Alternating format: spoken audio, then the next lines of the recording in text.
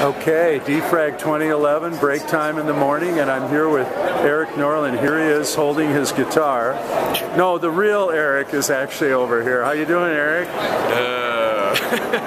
Yeah, you're a little tired now, but you're holding up pretty well, I'd say. Yeah, it's been a great show. It has, it really has been, and we got a good rest of the day coming up here. So give us your sort of overall assessment of Defrag number 5. I mean, how are you feeling about everything? I feel great. You know, this is the first year we really tried to unhinge Defrag from a theme. And the whole focus was to take passionate people and put them on stage and let them talk about things they're passionate about, right? Yeah, you sure had a lot of... pulled that off, right? Oh yeah, for sure. Yeah, and the tweet stream, I mean, is like exploding, you know.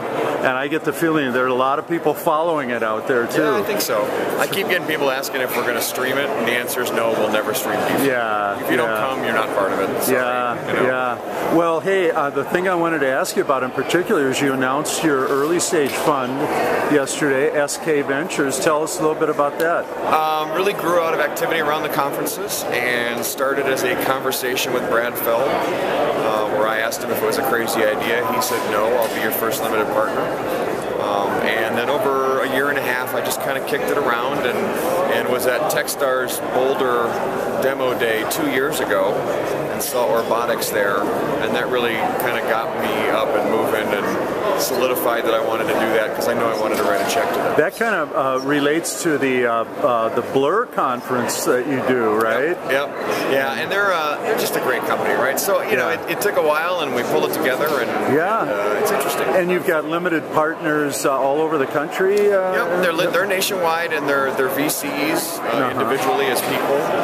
They're software execs from big software companies that you know, and a lot of entrepreneurs who've had successful exits. And you announced you have 4 investments so far. What are the other ones besides Orbotics? Besides Orbotics, with the Sphero coming early December, we have Full Contact, which was actually... Who was here. Yep, we found them at Glue last year. They were one of the demo pods at Glue last year. And then originally called Rainmaker, right? Rainmaker, right. Yeah. We have Convey, which is a back-end as a service out of Boston, which is a pretty crowded space, right? And I'm really looking forward to exploring that, not only with Convey, but with StackMob and Parse and Cloud9, which are the other companies kind of operating in that space in Glue. I think we're going to get all those guys together and talk about what all that means around mobile app development. And then the last one that we just recently did is a company called PromoBox, B-O-X-X, promoboxx.com. Where are they based? They're out of Boston as well. So we have 2 in Denver, or 2 in Boulder, and 2 in Boston. Okay. Hey, and Minneapolis is right in between. There you go. I'm coming after you, dude. Okay. So, final point. I know you got to get back to business here.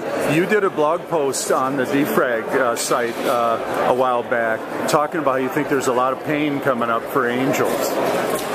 Tell me what you mean by that. So, topic of disagreement, right? Dave McClure thinks I'm full of shit, and I don't know if it's true or not. Well, and you actually called Angel List a sign of bubble.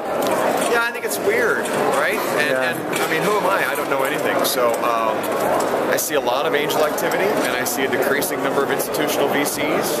And I don't know if it's an A round or a B round or the C round, but somewhere in there, these 2 things don't connect. Yeah, right? And there's a big gap between Angel and Series A. Now, there's obviously going to be, to Dave's point, he's saying, you know, there's a lot of companies that don't need an A round. They get over the hump through additional financings where they get to profitability, and that's certainly the case, and I can probably rattle off half a dozen startups that fall into that category.